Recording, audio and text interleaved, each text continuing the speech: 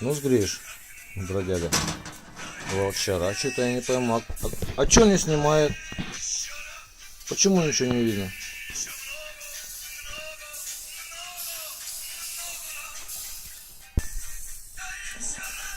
Вот решил показать еще, для чего горн может быть использован. Такой вот у меня горн. Насос, лодочки.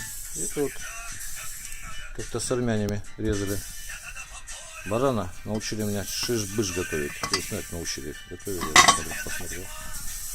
Вот, крышечку открываем. Решетку поставили на год, если надо под дух. Попалась на базаре свежая печенка.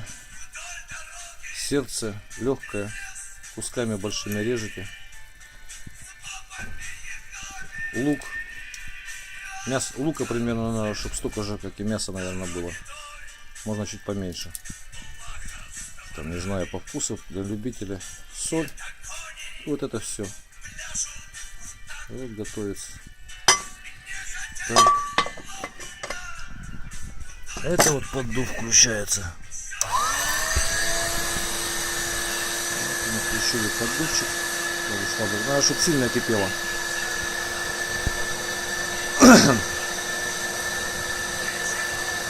Мы тогда готовили в алюминиевой кастрюльке, но кипело у нас сильно. Рудик Вася Джан жарил. Ну, в общем, такая вот получается жаровня. Все. Всего доброго всем. Оставляйте отзывы, комментарии, ставьте лайки. До скорой встречи.